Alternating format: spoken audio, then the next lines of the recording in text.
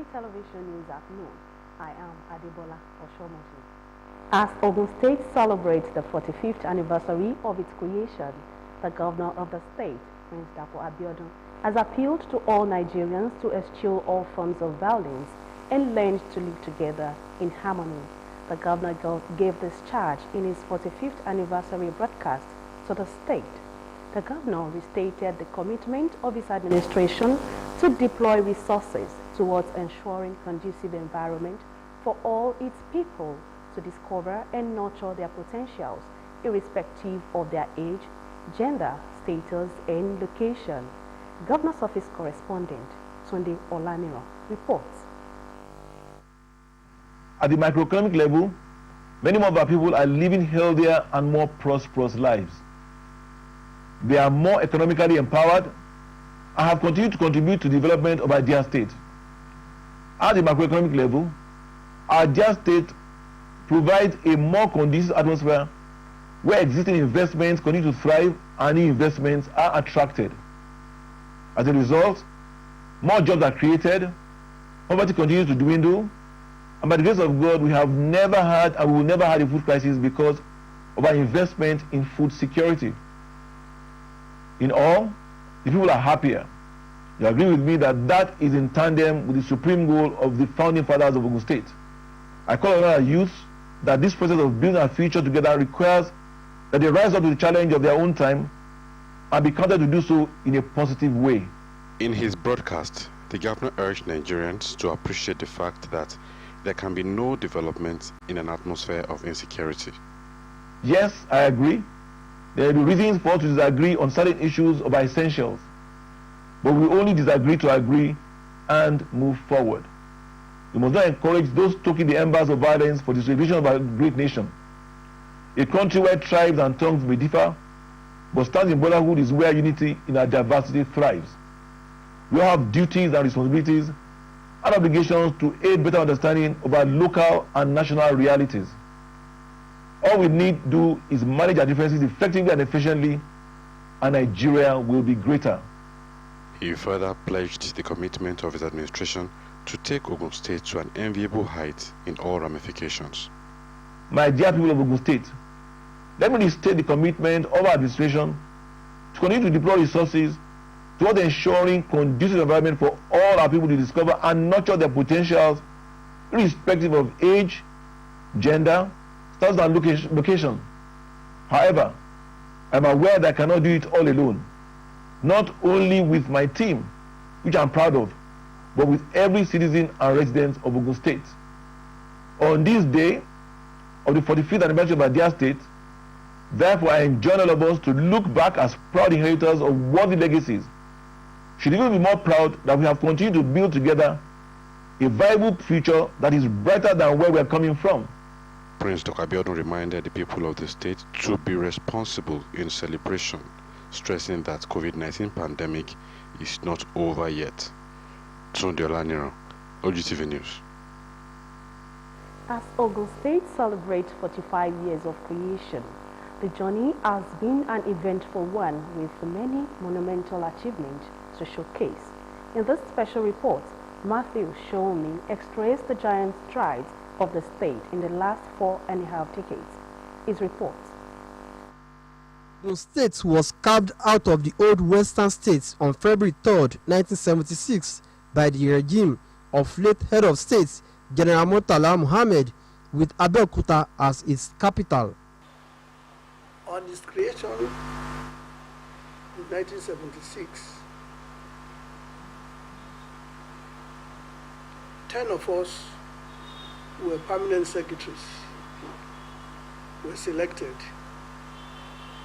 to come to the new state. And we were headed by our boss, late A.A.K. Degun. I was in the government house. I worked with this military governor, Colonel Jempewon, at that period. But by the time they created Ogun State, they have to transfer me to the governor. There's no office, nothing, no house to stay. We have to sleep inside our car because I joined the service. At inception was received with great excitement by everybody. We were all comfortable in Ibadan, but the fact that we had a state of ours was a great excitement for us. We were very few as administrative officers from Ogun State, but as few as we were, we decided to be coming. We'll park our cars at the Secretariat Ibadan. Located in southwestern Nigeria, Ogun State covers 16,762 square kilometers and borders Lagos State to the south, Oyo and Osun State to the north, Ondo State to the east, and the Republic of Benin to the west. It is made up of 6 ethnic groups, namely the Egba, the Ijebu, the Remo, the Egbado, the Awori, and the Ogun. Ogun State, with 20 local government areas, has important cities and towns such as Abeokuta, Ijebu-Ode, Shagamu, Ikene-Remo, Ilaro, Ijebu-Igbo, and Ayetoro, to mention a few. The state has at one time or the other been ruled by both military and civilian governors who have made their marks in the socio-economic growth recorded over the course of 45 years, and the current governor of Ogun State, Prince Dapo Abiodun, took power on May 29, 2019. What we are trying to do as the legislative arm of government is to make sure that Ogun State is up there in the Committee of States in Nigeria as one of the progressive states. And towards that, we have made a lot of legislation. For instance, for a state to develop, you need security.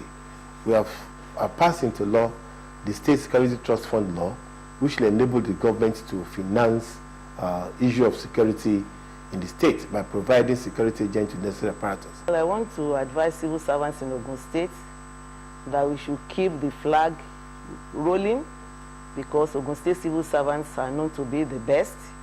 We are gateway to all good things. We are pace setters to all the civil servants in the Federation. The state is blessed with abundant human and natural resources as the cradle of education in Nigeria and has a very high literacy rate coupled with skilled workforce. Ogun State is reputed as having the largest concentration of higher institutions in the country, and it is the headquarters to many notable religious organizations, with many industries and multinational companies making the state their home and finding the environment a good place to do business. The Gateway State, as its appellation goes, has over the years grown to become the industrial hub of the country.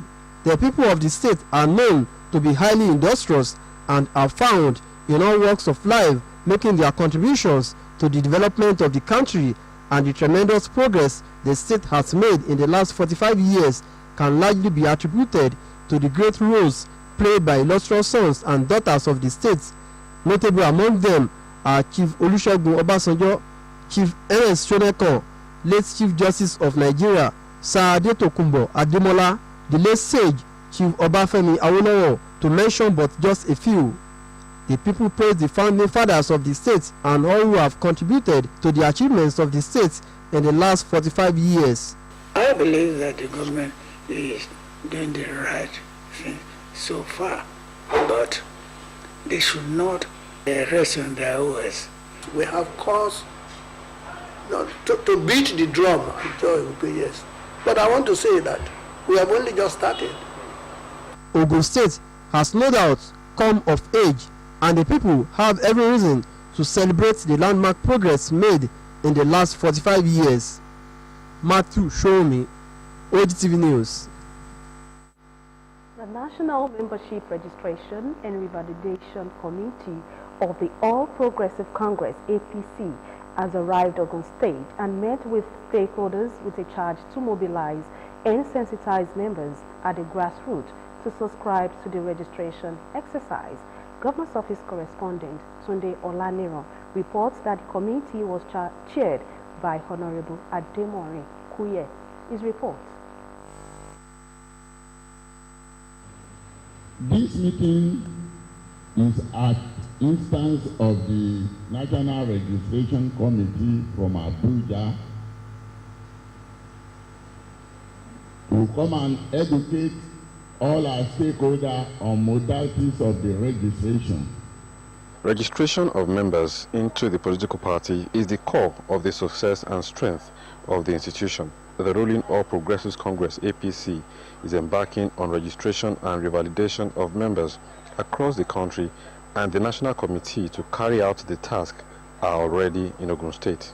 Welcoming the team from Abuja, the Deputy Governor of Ogun State, Engineer Noimot Salako Idele, assured of necessary support for the committee. This process started when we were asked to submit names of registration officers at polling unit level and at ward levels. And my expectation is that as leaders, we have done this judiciously in our respective local governments and selected people that will carry out this exercise to the best of their ability and showcase our people. As leaders, our responsibility is to now go back home and whatever we learn from this meeting to transfer the knowledge to all the people on the ground at home. The chairman of the Registration and Revalidation Committee said the exercise is a task for all. The exercise is historic and unique and unusual in the epoch of political party administration in Nigeria, because no political party have ever come up with a framework for party membership drive like this. Rather, it has always been business as usual, where party membership registration are done covertly and sometimes by proxy in many of the political parties in the country. He urged the stakeholders to collaborate with the committee, noting that it is a joint task. Let us comb every nook and cranny, every street, every polling unit, every corner of the state to get members on board and get new people to believe and be part of what APC stands for. It is important for us to note that it is no more business as usual. Mr. President has reiterated that no more shall appointment be given to outsiders in the name of being technocrats unless you are a party member. The stakeholders present at the meeting were 7 National Assembly members, House of Assembly members, former National Assembly members, party chieftains, among others. Tunde Olaniro, OGTV News.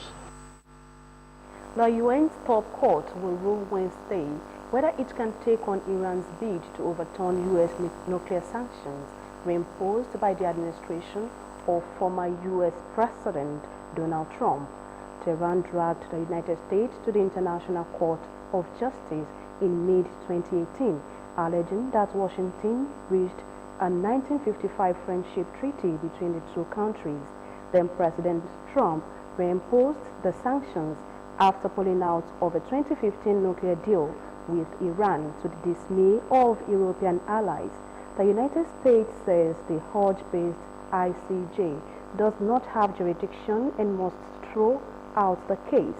It also argues the sanctions were necessary because Iran posed a grave threat to international security. And finally, in sport, Marseille have officially confirmed the suspensions of head coach Andre Villas-Boas. In a remarkable turn of events, the Portuguese tactician has left the club just hours after he told the reporters he wanted to quit due to their dealings in the transfer market. Marseille signed Oliver Charm from Celtic on deadline day, but as Villas-Boas confirmed on Tuesday, he actively did not want the player to replace Morgan Sanson, and now the club have revealed that they have parted ways with the tactician after the unacceptable comment. And before we end the news, when the power of love overcomes the love of power, the world will know peace. You can now watch us live on these platforms: Apple, Roku, Facebook, and Android devices. You can also watch live on OGTV website, www.ogtv.com.ng/live. And that was the Midday News. Many thanks for watching. Do have a lovely day ahead. Bye.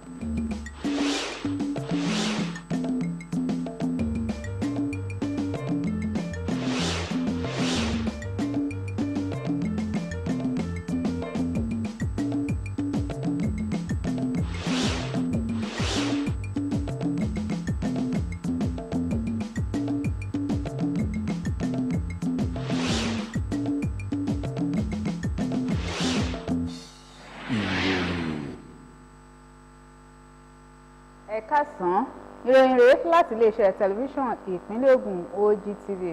Rẹ̀mí Adébíyì ni orúkọ tèmi. Gẹ́gẹ́ bí ìpínlẹ̀ Ògùn ṣe ń sàmì ayẹyẹ àjọ̀dún ọdún karùndínláàádọ́ta ìyẹn 45 years ìdásílẹ̀ rẹ̀, gómìnà ìpínlẹ̀ Ògùn Ọmọọba Dàpọ̀ Abíọ́dún ti pàrọwà sí gbogbo àwọn èèyàn orílẹ̀-èdè